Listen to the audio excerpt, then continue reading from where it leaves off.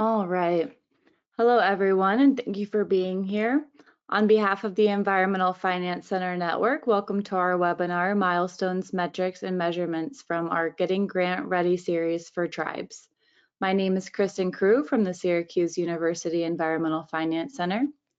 Before we begin, we're going to go over a few logistics and then we can get started. During the webinar today, everyone will be kept on mute to ensure audio quality. If you have a question, please type it into the GoToWebinar question dialog box anytime throughout the session. We will be saving your questions for a facilitated Q&A session at the end of the presentation. After the webinar, you'll receive a follow-up email that includes a link to the recording and other information that you may need. You can also download the slides from today in the Handouts tab in your GoToWebinar control panel.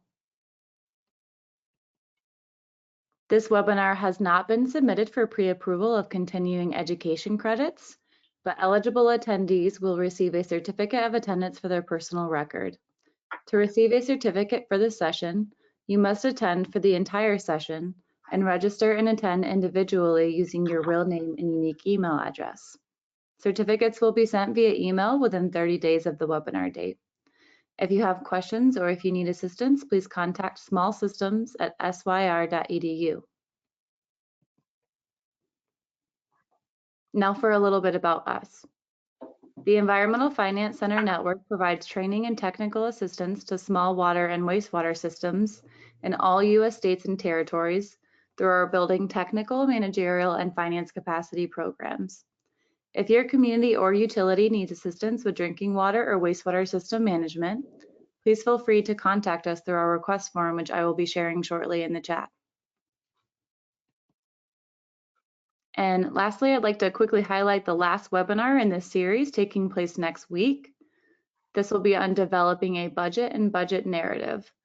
The registration link for this webinar will also be available in the chat.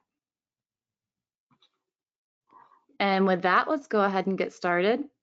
I'm happy to introduce the series speaker, Cynthia Naha. Cynthia is a senior associate at Capacity Collaborative and works with the American Indian Higher Education Consortium, as well as serves as a senior tribal climate resilience liaison at the Southwest Climate Adaptation Science Center.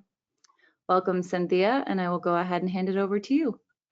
All right, thank you, Kristen. I do appreciate that. And good afternoon, everybody. I hope you're having a great day thus far and looking forward to sharing information on today's webinar, as well as moving into the last session next week, I believe. Kristen, can you see my screen? Yes, it looks great.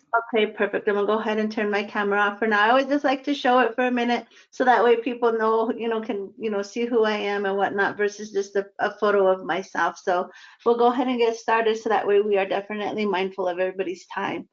But I'm very thankful for this opportunity and thankful to be here to present this webinar, the 5th webinar session of the 6-part series on getting tribes ready for grants. And this one's basically going to focus on milestones, metrics, and measurements. As Kristen mentioned, my name is Cynthia Naha. I currently am a senior associate working part-time with the Capacity Collaborative, as well as she mentioned earlier, working with the American Indian Higher Education Consortium and the Southwest Climate Adaptation Science Center as their Senior Tribal Climate Resilience Liaison. So, of course, if any of you should have any interest, especially if you're in the Southwest region, which is Arizona, Nevada, California, and Utah, in regards to climate adaptation and just information regarding what you might be doing as far as any type of planning or implementation for climate change, especially with your small systems, because small systems are very vulnerable to climate change. So it's really good to really start thinking about those impacts of how a changing climate will affect your system. I am a member of the Hopi tribe. I'm also Tewa. I'm from the Hangtuman Dakota Oyate, which is out of southeastern South Dakota.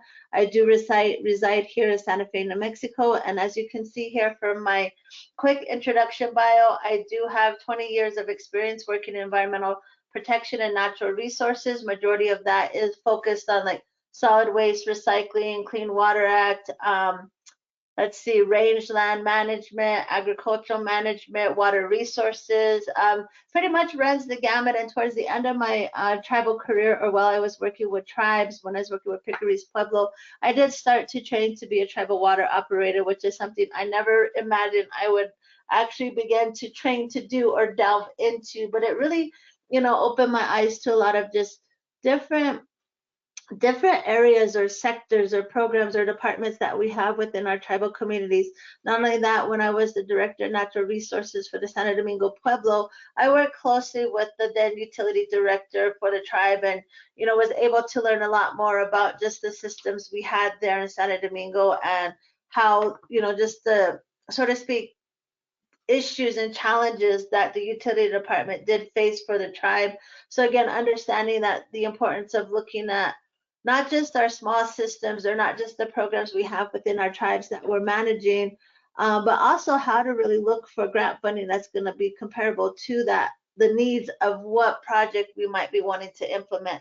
Now, if you've been here for the beginning of this webinar series, then you were here for the first part, which was identifying funding needs and finding those opportunities that are going to best suit or support your efforts to build capacity for your tribe, especially when it comes to small systems, or if it comes to a solid waste program, or even a brownfields program. So depending on what your needs are for your community, it's very important to do the research to find those funding opportunities, but also to understand that once you find that funding opportunity, that you are familiarizing yourself with the request for application or the notice of funding opportunity from whichever federal agency you might be applying for funding. It has opportunities for your tribe to apply for, to receive funding to help your small systems or your projects or your department within your tribe, or even your community if you're non-tribal. Then it's really important to begin to understand how these RFAs function, what's written in these NOFOs, and most importantly, what you need to know to move forward with developing a project proposal to be submitted on behalf of this grant opportunity. So again, that was kind of just going back and looking at what we've talked in the previous 4 webinars to get us here today, where we're talking about metrics, milestones, and measurements. If you were also here, you also were part of the whole conversation on creating powerful logic models for project success. And so as we go through this webinar, I will kind of highlight a few things back in the previous sessions to kind of really bring it all together full circle. And of course, as Kristen mentioned, if you have any questions, please use the Q&A dialog box and go to webinar, because it is a lot of information. And over the past couple of weeks, or since we've been here, or since I've been here sharing with you, it has been a lot of information. And I know oftentimes, if you're new to grant writing, and I'm not sure how many of you are familiar with the process for, developing your proposal, or even just finding the right opportunity to go with your project, it's really important to really take the time to read through a lot of the material that comes out with these RFAs and the NOFOs, so that way you are better equipped when applying for these grants and really understanding how to put your project proposal together. So again, as we move forward, I will revert back to some of the sessions previously to this one, to just kind of bring it all together. And of course, as Kristen mentioned just before I got started, the last webinar that we will be having, which I believe is next Tuesday, will be on developing a budget and a budget narrative. So those of you that have attended maybe all 6 sessions, you'll really get that kind of, so to speak, full circle spectrum on grant writing. And again, if you're new to grant writing, then I do hope a lot of this information has been very helpful. At the end of the webinar, I will leave my email for both Capacity Collaborative as well as the Southwest CASC and AHEC side. So again, in case you have any information or questions about climate adaptation in regards to your small systems, or whatever project you might be specifically focusing on there within your tribe or your community, definitely feel free to reach out to me. And I know this is a national webinar series, so if you are in another part of the state outside of the Southwest region, you can still reach out to me, and I can put you in touch with the other tribal climate resilience liaisons in the other CASC regions throughout the nation. All right, so let's go ahead and get started. And as I shared in the previous webinar sessions.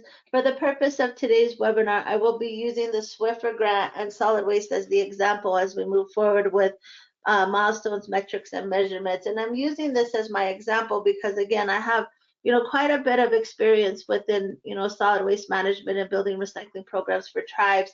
And when it comes to tribes and looking for grant funding opportunities, and if you are part of the first session, maybe the first two sessions, I did mention the US EPA Indian Tribal Set Aside program. And so my understanding of the US EPA Indian Tribal Set Aside program is there's a lot of, so to speak, additional steps that you might need to take in regards to applying for that funding directly, especially because of the fact that they work hand in hand with the Indian Health Service. So your system should be listed on the sanitation deficiency system, which is, if you're not familiar and you're new to the series that we're presenting on or have been presenting on, the SDS is a way for the Indian Health Service to rank the various projects within each tribal community and, so to speak, put at the top ranked number one what is most crucial to your tribal community that needs either rehabilitation or improvement. And most oftentimes it is our drinking water and wastewater systems that are listed at the top of that ranking system. And they also include solid waste into that system because, again, that's all a part of sanitation. So sanitation's a part of the efforts that EPA or IHS is undergoing with their SDS system, and most importantly ensuring that they're improving the tribes, the tribes throughout the nation, all 500, I think 76, I want to say, federally recognized tribes, trying to help them improve their systems, especially if they've had older systems. Of course, we're transitioning from lead and pipe or lead and copper within our wastewater and drinking water infrastructure, moving more towards, I believe, the PVC type of piping. But again, understanding that, with US EPA Indian Tribal Set Aside funding, that definitely does go in hand with the Indian Health Service. So again, if you're not familiar with it, you can always reach out to me and I can help give you some guidance on how to understand that. Or perhaps even if you're familiar with who your regional coordinator might be for US EPA, as well as that from that coordination position side from IHS, definitely reach out to those folks because they're going to be your best bet at helping you navigate through a lot of the information that is not only listed in the EPA Indian Tribal Set Aside program, but also within that Indian Health Service sanitation deficiency system. As you can see, these webinars are recorded, so if you've missed the first two, you can definitely go back and find access to these webinars and preview them. All right, so again, for the purpose of today's webinar, I will be focusing on the Swiffer grant. And I focused on the Swiffer grant in a regional workshop that I did earlier this summer because it was specific to solid waste, but not only that, but it's a really good example of what a request for application is.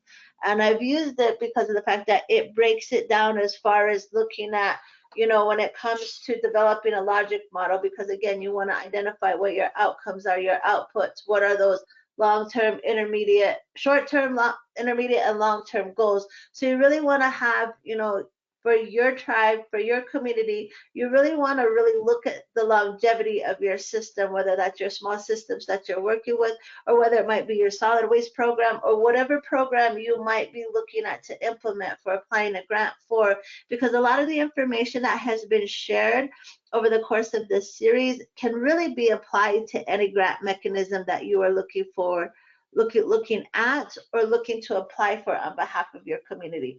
So again, moving forward, using this as the RFA, because again, it even included information on what is the right data that we need to have and why is data important to put into your proposal. And when you have a logic model and you identify those key types of information that you want to share with your potential funder is really important because of the fact that it's going to let them know why you're applying for this particular grant, what you need it for, and how you plan to implement it. Applying for a grant is one thing, but once you're awarded, the whole implementation of it is a whole nother thing. So again, when it comes to identifying those milestones, metrics, and measurements, it's really important to ensure that these elements also align with your project goals, with your objectives, with the outcomes, with the outputs.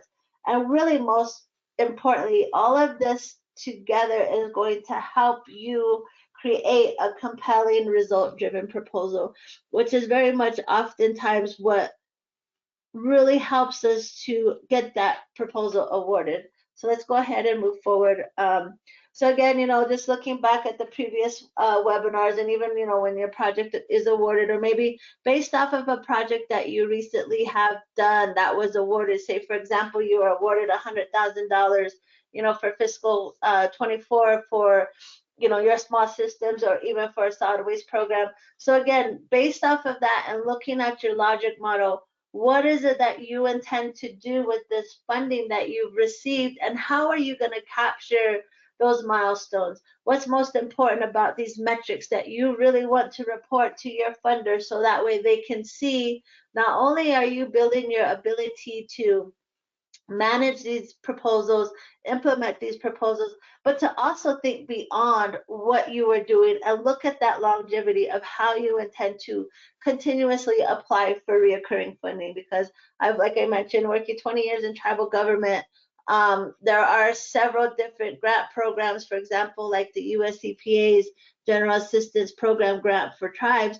That's a reoccurring grant opportunity that we know as tribes within various regions comes out each fiscal year around February, and the allocation of it in regards to the ceiling amount for the award is pretty much the same almost throughout the region, but you yourself become familiar in knowing that on this continuous grant cycle, that every year you're going to apply for the GAP grant, and you're going to put in different activities and objectives within your scope of work that are really going to help you meet the needs of your community. When I worked for Picaris Pueblo, we were fortunate enough to have training for wastewater and drinking water. So that's how I began to train to become a tribal water operator at that point in time. And this was, I believe, fiscal 22 to 23, I want to say, for a year. And so being able to have as a component for our scope of work for the GAP grant and implementing, the training for tribal staff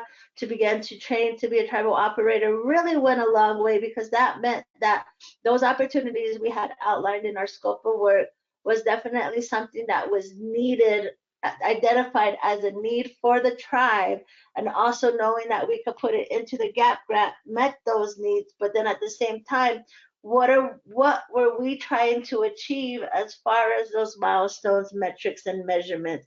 And the main goal and purpose of that commitment within that scope of work was to really train staff to begin to understand what it means to manage a small system, or what it means to learn how to train to be a tribal water operator. So again, really looking at, identifying the needs, finding those right opportunities, reading through the RFA to identify allowable activities and what can be done within that time frame, within a year's time frame, for you to develop what you need to know to really help you succeed in that overall grant management, and most importantly, ensuring that you are reporting on any type of, again, milestones, metrics, and measurements.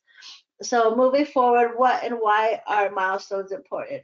So again, when we look at, milestones, they are important activities because they mark the project's progress, throughout the grant period. And if most of you are familiar with grant funding opportunities, a lot of them are just one fiscal year. So of course they start October 1st and end on September 30th of each year. So within that 1 year time frame, based off of your scope of work, you yourself are going to identify what type of metric or what type of milestone are you intending to reach that's going to track that progress, and you are going to be able to report it back to your federal funder, so that way they know on a quarterly basis you agree to attend, say, 4 trainings, and 4 trainings per quarter, and identifying what those trainings are. When we talk about budget and budget narrative, that's also going to play a role, because of the fact that if you are saying within your milestone to track your progress that you're going to attend, a training per quarter, then you need to make sure that those trainings are identified and are listed not just in your budget as registration fees or out-of-state travel or in-state travel, but that in your budget narrative, you're also explaining specifically what that training is for. And of course, as you go through your scope of work and it's identified in there, you're going to have your deliverables such as their certificates. Now, as Kristen mentioned and others have mentioned at the beginning of the webinar, you'll get a certificate of attendance, but they don't offer the credits that come with some of these trainings that we do attend. So there's a slight difference between it. But if you, as a small systems tribal water operator, are looking more specific to trainings where you get those credits, or you get approved to be, a level 1 wastewater technician, then it's really important to ensure you're identifying the right type of training for you to attend. And again, that's going to really help you when it comes to these milestones, because you're wanting to ensure that based off your scope of work, that and the other activities that you've listed in that scope of work, that you're able to mark the project's progress through your reporting and how it's overall helping you achieve capacity for your tribe, for your staff. And it's really important to ensure that we're able to build the capacity of our staff, because they're the ones that are oftentimes put in the positions to manage these grant funds that we have. I'm not certain how your community works, if you have a grant writer that's there for your tribe or your community specifically. So as the grant writer, you might be, developing the grant on behalf of a department, and then that the staff is going to be the one to implement it. So again, just really having that communication and collaboration is key, because it's really going to help you be achievable and successful if and when your grant is awarded. So how are milestones used? So again, milestones are looked at like hiring key personnel. Who do you want in your department, or who do you want in your position to run your grant, to implement it, to report on it, to complete the project's progress and stuff like that. So again, key personnel is very important. Of course, executing, if you're looking at hiring a contractor in any type of way, that's also a milestone, because if you have it listed in your scope of work or your budget and budget narrative that say 20% of your grant funding is going to go to a contractor for maybe development of a plan for your small systems, or development of a plan for your solid waste program or your air program, whatever it might be. So you want to make sure that you are outlining what the steps it's going to take you to not just implement the grant, but what you're looking to achieve to be successful at the end of the year.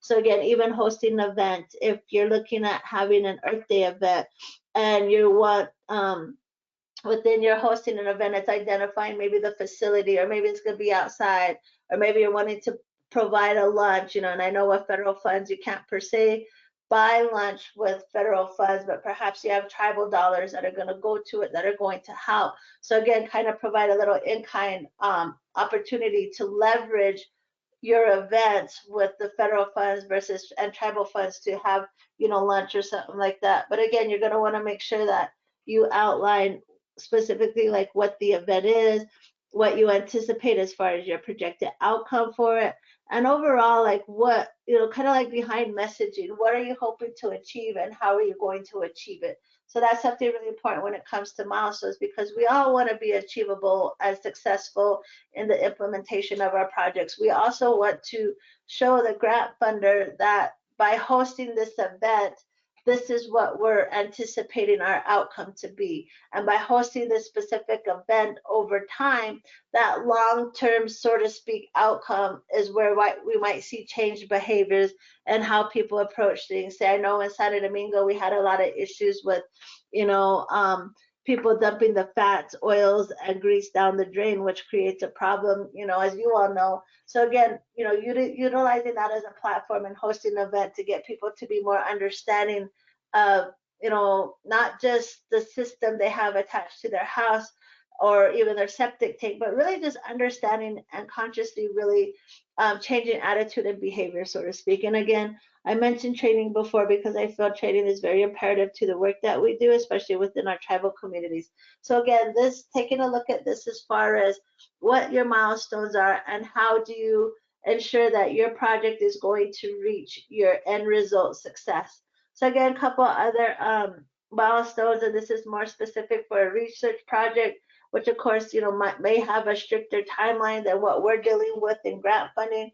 But again, keep in mind, as the grant writer or as the staff that's going to eventually implement the grant, it's really important to follow the timeline, follow it how you've intended it to be followed based off of your scope of work and what you've mentioned in the proposal to complete, showing what you intend to complete based either on a quarterly basis or biannual basis, or what is it based off of the overall grant opportunity, that by the end of the fiscal year, come September 30th, that you have successfully completed every single one of those projects that you put into your scope of work, and that you're tracking over time those results. Because as you continue to delve down the road of grant management and just implementation of it as well, you're really creating a track record for your department. You're creating a track record for your tribe, and that track record is going to go a long way in showing the federal funders that you as a tribe, you're able to manage successfully multiple grants that are helping you achieve your milestones to where you want to build your program to, and continue down that road of longevity to ensure that as you're moving towards, maybe 50 years from now, maybe 10 years from now, that you're able to see those results. And not just you, but you're able to show your leadership the results. You're able to show your community the results, which I feel is very important, because oftentimes I know in my role, sometimes it doesn't seem like we're getting enough done, or the community doesn't necessarily see what we're doing, but at the same time, we know we're making an impact. It's just sometimes it's slower to really see, I guess, and I don't want to be like rude or in any way, but slowly to see those results that we're hearing from our community. So again, just a quick example of what milestones could be for a research project, like testing. It could be different types of testing that they're going to do with the community, or even for themselves, looking at different maybe reviews of reports and certain things like that. Maybe they're doing what do they call them?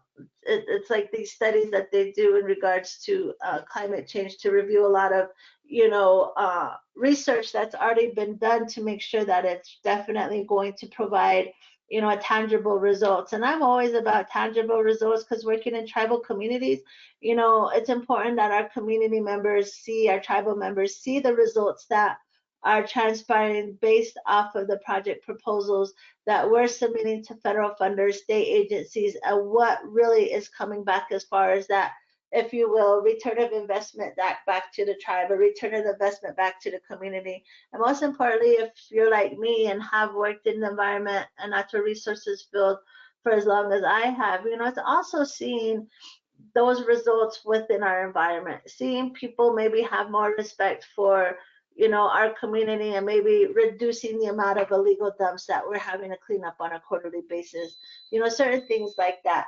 So again, just keeping in mind, there are different types of milestones for different types of projects, and those milestones are going to be based upon what you're developing for your project proposal, and most importantly, what you're hoping to see as these different milestones as you track your progress throughout the fiscal years, of what results that are really coming out of it.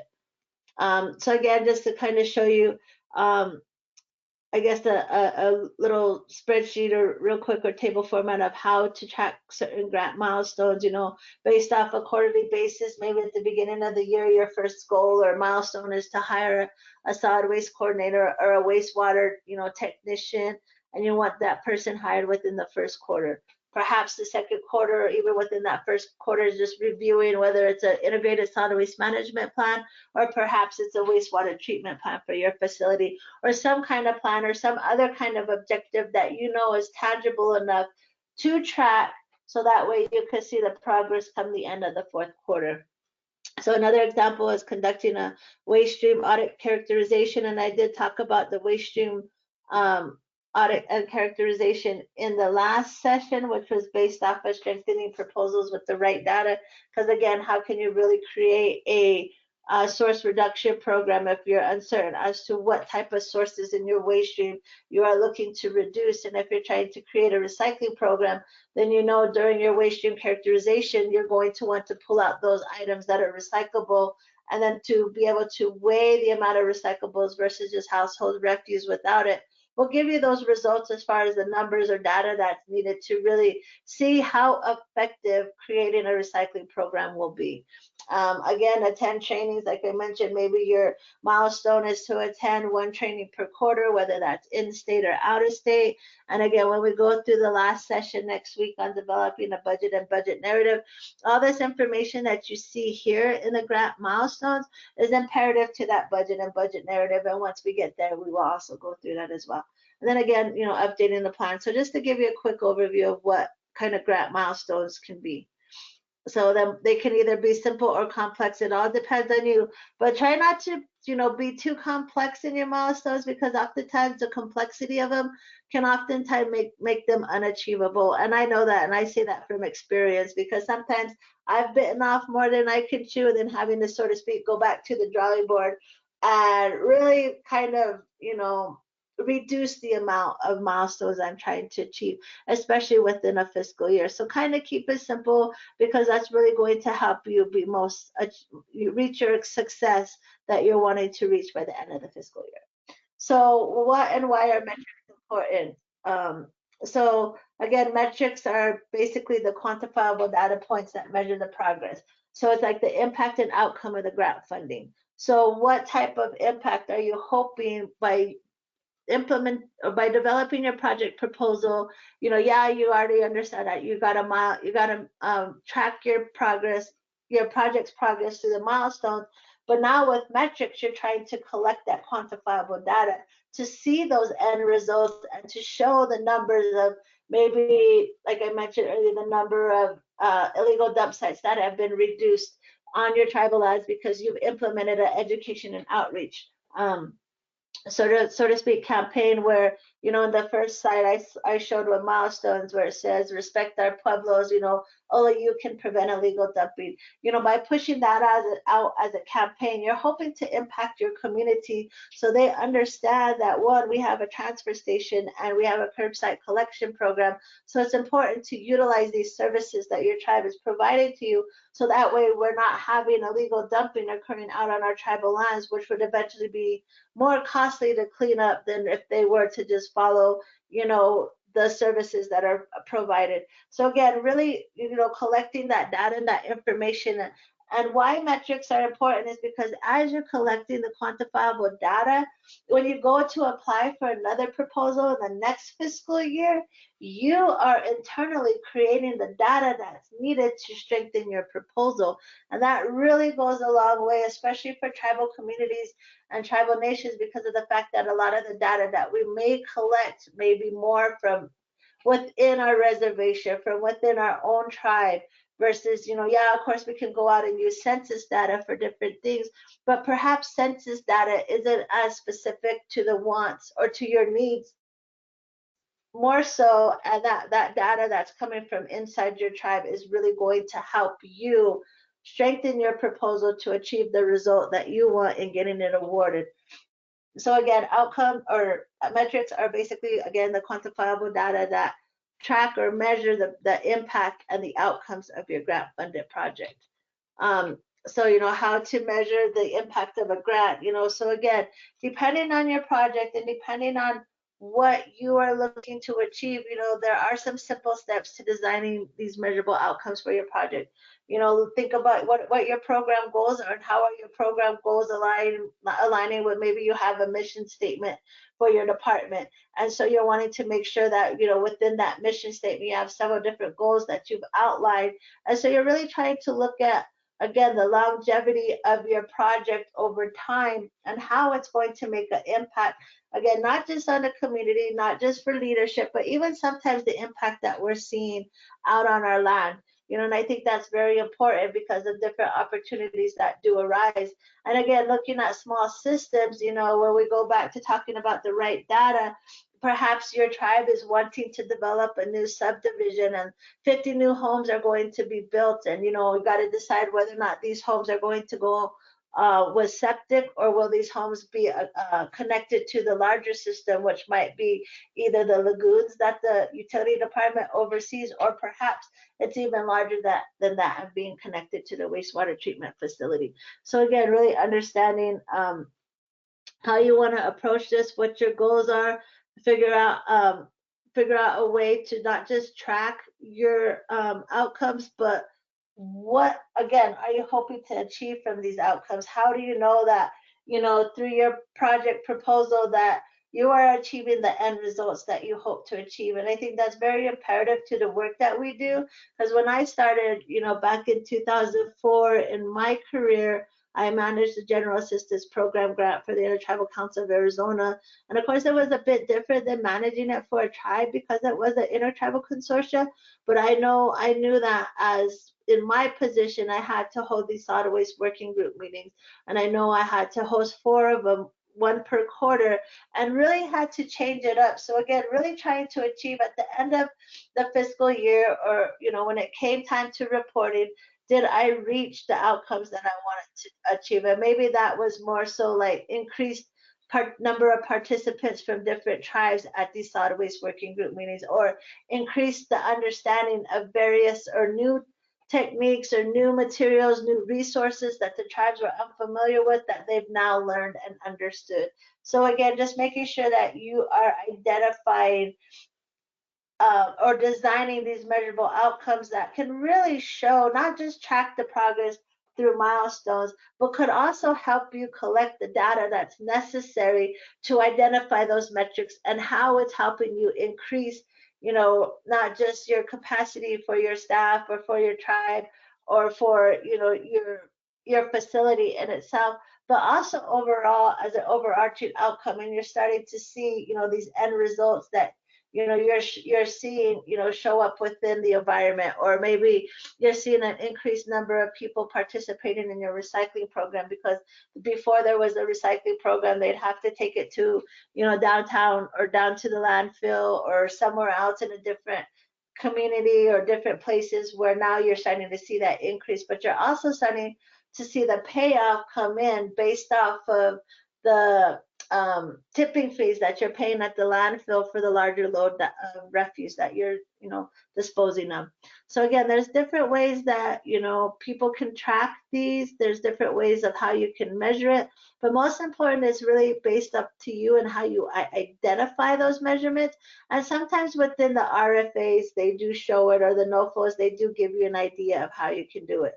Again, looking at what are some key metrics. These are also known as key performance indicators, and it's basically just that statistics or the data that you're collecting, and it gives the value by its value, it gives you a measure of an organization or the department's overall performance. So again, I talked about the waste stream characterization, and here's a photo of staff and we had other tribes come in to Santo Domingo that were interested in learning how to do a waste stream characterization, so that way we can better identify how to continue to build the capacity of our recycling program. Do we continue to have to pull out the oils? Is it cooking oil? Is it motor oil? Do we have to continue pulling out e-waste from the waste stream? What is it that we need to do to know, to get us that information, the data that's going to help us give us the value to the program, to be able to build a recycling program for the community to use, so that way we are in fact creating not just the source reduction program, but we are also creating a sustainable solid waste program, which EPA is really pushing, or has pushed, for tribes since the closure of open dumps in 1995. So again, here just kind of showing you specifically from the request for application for the Swiffer grant. And like I said, I like to use this as an example because it is a really straightforward request for application. To me, it's really understandable. And I believe there's 1 more year that tribes have to apply for it before. And I'm not sure what will happen to it come next year, or fiscal year 2026 with the new administration. But again, this just gives you an idea as far as what EPA is looking for in regards to measuring and reporting environmental results, those outputs and outcomes. And we did talk about outputs and outcomes in session 3, which was creating powerful logic models for project success. And like, as I mentioned, that is recorded, so you can always go back and check it out. But again, it's important to really look through your RFA, look through that NOFO, because both of those are going to give you an idea as to what types of measurements or measuring and reporting that EPA is looking for, or that maybe IHS might be requiring you to look for based off of their collaboration with US EPA's Indian Tribal Set Aside program. Here, I know I mentioned in the last webinar that I like to also look at, these priority categories and the possible points that are given when the grant reviewer or the team is reviewing your grant, because it's very important to understand what those points are and how many will be given to you based off a total number of 100. And as you can see, I believe this one I pulled for from the New Mexico recycling and illegal dumping grant. And here you can see project outcomes and metrics. 15 points are awarded for that. So you want to make sure that as you're developing your project proposal, that you are strengthening how you plan to show or highlight these outcomes and metrics, and what you're using as that tangible way to collect the measurements or the metrics as far as that quantifiable data is concerned, but also how you plan to track the milestones, like I showed in that table graph where it was based off of a quarter. Here, just kind of showing again from this illegal dumping grant that I've applied for many times. It's okay, like what are the desired outcomes of the proposed projects? How will you know that you achieved the desired outcome? So maybe your desired outcome is, of course, as you can see to the right here on my slide, an illegal dump site out on Santo Domingo tribal lands. And so maybe we've identified 20 dumps per se, and we're looking at based off the amount of funding we're going to apply for. Out of those 20, our desired outcome is to at least clean up 5 of them. And as we clean up 5 of them, we're also going to develop education and outreach, so that way people know why illegal dumping isn't good on the land, why it's not good near maybe the irrigation ditches, maybe it's by a river, maybe it's by a tributary or an ephemeral stream. But why are we wanting to identify 5 out of 20 versus all 20? Well, one, because we don't have enough funding to be able to clean up all 20. But again, right now our desired outcome is 5 of the 20. And how we will know we've reached that desired outcome is, one, of course, the dump sites will be cleaned up. Very tangible. But two, over the course of time, and we're not talking like within that 1 year, because obviously changing attitudes and behaviors is a timely thing. So perhaps maybe coming back to apply for the grant again, maybe 3 years later, 5 years later, we can also mention that when we're applying for our outcomes and metrics, that we've achieved our desired outcome, because within these past 5 years from when we did our first cleanup to now, we have not had any reoccurrence in any new dump sites. So again, really, simple, tangible results, but definitely can go a long way. The difference between milestones and metrics, of course, milestones, again, are specific goals and achievements, and, these includes the dates, deadline, tasks, and budget, like I showed you in the first table format under milestones. So again, really understanding that there's a difference between the two. And then metrics is looking at that quantitative indicators, identifying, how your indicators are relevant to your goals and your focus area, and these can also be represented by percentage, raw numbers, and dollar amounts. So again, maybe in your scope of work or in your project proposal, you're saying by the end of the fiscal year, based off of, we see, an increase of 50% in our recycling program, but we want to take that from 50% where we know half is going to the landfill, other half is being pulled out and going to the recycling center. Maybe by the next following year you want to increase that to 65%, where you're starting to really see an increase in participation in whatever project you might be implementing for your program, for your department, on behalf of your tribe. And it's really, again, showing that quality, the quantitative data based off of the results, and you're seeing the impact come in because you yourself are noticing that you're having more participation from your tribal members, or even your leadership, or something like that, where it's really reflective. Or it could be just, again, basic raw numbers, like, again, like we want to clean up 5 of the 20 illegal dump sites, or even looking at it through dollars amount. So again, understanding the difference between the milestones and metrics is very important. And then now I'm going into why are measurements important. And I'm looking at the time, and I do see we are at 12:45, so I'm hoping we could be done here within the next maybe 10 minutes or less. So measurements are also known, of course, as graph metrics that include inputs, outputs, outcomes, and the impact. So again, going back to the logic model and looking at, creating, those opportunities for identifying different types of outcomes, outputs, looking at the long-term goals you hope to achieve, like 5 years from now, this is what we're hoping we will be able to track based off of these measurements of what our various inputs, outcomes, and outputs and impacts are. Measurements can also help assess the performance and impact of a grant program, and they can be used to report to your funders, to your partners, and to your stakeholders. And I think that's really important to be able to capture these measurements, to be able to present. I know a lot of us, I know I've done many different conferences, many different workshops where I presented the information that I was able to implement based off a project proposal that I've written and was awarded, and then present it at a conference to show other tribes participating in these different conferences how we achieved our program success or our project success. And it really goes a long way to be able to show these types of results, especially to your tribal council, because they're actually seeing what it is your department's doing and how you're not only building capacity for the department itself, the staff, but even for the tribe, because again, that your overall grant management definitely is a rating based for your tribe, because if you aren't as successful as, say, every year you apply for a grant and it's awarded, but you for whatever reason have staff turnover, so you're unable to achieve all of the project scope of work by the end of the fiscal year, oftentimes that can be a ding against the tribe, or it might increase the indirect cost rate for your tribe because of that incomplete project proposal. So again, it's really important to understand how all of this plays a role, not just in developing your project proposal, but also in the management of it once it's awarded. So again, how to measure the impact of a grant, some simple steps, just going back to that slide that I showed you last time, just making sure that you as staff or you as a department are deciding what outcomes are important.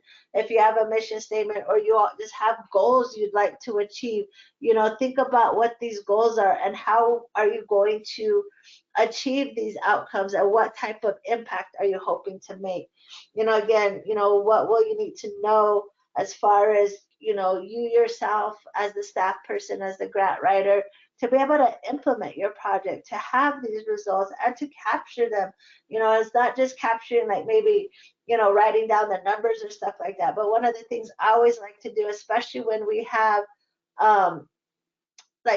community events like Earth Day events or Earth fairs and stuff like that, is of course taking photos, because oftentimes when you're doing a project or you're doing an activity, you can really see how many people stop by your booth or have a sign-in sheet. And then of course incentives always go a long way, and I know sometimes federal funders aren't always the keenest about incentives, but at the same time, I think incentives go a long way, especially if you're asking or you're doing a survey, or you're trying to get information from your community that's going to help you build capacity for your project proposal, so what type of maybe information the community would like to see, or what type of programs or projects that community would like to see, and how you're going to be able to add that to your scope of work, so you can begin to track those for the metrics as well as for the measurement, and then looking at how successful you could be at the end of the fiscal year, or maybe at the end of a 5-year plan, where you actually know that what you are doing for your program is impactful and you're seeing it right away. Or maybe not right away, maybe, again, 5 years from now. So again, how, looking at how our milestones, metrics, and measurements differ. I don't know what happened to the word differ when it's supposed to be in there. So again, either way, these are all tools that can help you measure the progress toward your goals. Looking at milestones being time-bound goals that break down larger objectives and the smaller ones, more manageable tasks for you. Metrics are ensuring that you're capturing that quantifiable data, that information that you're going to want to know, that's going to help you know that you are impactful, that you've seen an increase of participation in your recycling program by 65%, this one year. Maybe next year you're going to have, everybody in the tribe participated in the right recycling program. So you see 100%. And I know that's being a bit facetious, doesn't mean it couldn't happen, but at the same time, you're really looking at what you can implement quantifiably to capture that data and those measurements. And of course, measurement again, once defined, and then they can be reused across multiple programs or used in a program multiple times. So I think it's really important to understand how each of these differ from each other, how they can be used to help you reach project success, and most importantly, really just showing you that you are able to achieve your end results and you're making that impact that you know you are wanting to make within your community, and that again, it's helping you achieve those results. So again, deliverables are very important because they can help capture all three of these. You're submitting your report. As you're developing your report, you're submitting your plan, your integrated solid waste management plan, or a wastewater treatment plan, because you were able to have your staff review it, have your staff begin work on updating it. By the end of the fiscal year, that update is complete. So boom, you send that to your project officer at EPA or whatever federal funder you might be using, and that is your deliverable that shows that you've achieved this task, you've achieved this milestone. Looking at it, that grant deliverables can take many different forms, and this kind of just gives you a breakdown of what those many different forms can be, whether it's community survey on the participation in services, whether that's a service you provide at the utility department where it's solid waste, water, drinking water, wastewater, and you're wanting to increase participation there, or whether it's looking at the different activities engaged in that is provided by your staff, whether that's Earth Day or an environmental fair. So there's different ways that you can track or develop your deliverables for your project success.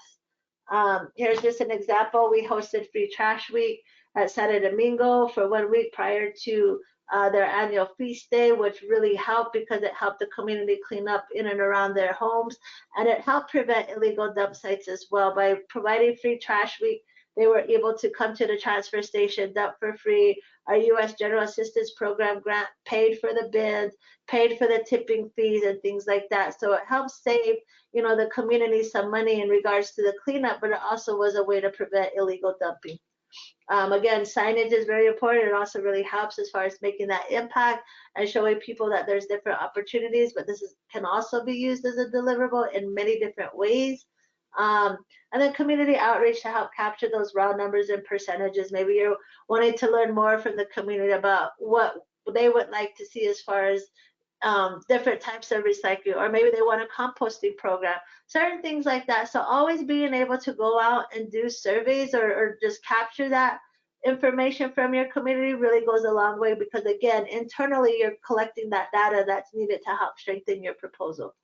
On a last note, again, going back to the second session in regards to the RFAs and NOFOs, just be sure, and I cannot stress this enough, read through that RFA, read through that Notice of Funding Opportunity. Ensure that you are understanding what you are anticipating applying for as far as your project proposal is concerned, and how you're going to capture these milestones, metrics, and measurements, because it's very key for you to just build that capacity. So as you continue to apply for grant funding, whether it's reoccurring or non-reoccurring, you yourself are building the information necessary that's going to be housed in your department, your tribe, to help you create new additional opportunities through various funding mechanisms to really help you achieve your results for your tribe.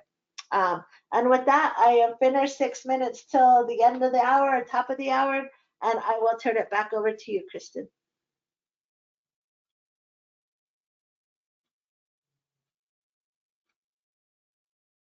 Awesome. Thank you so much, Cynthia. So we have not received any questions yet, but I'd like to give everyone just a minute or so. If you have any questions while Cynthia is here and we're on the topic, go ahead and drop your questions in the dialog box and we'll get to them. And Kristen, I am putting my EFC West, which is for collaborative capacity email, in the chat.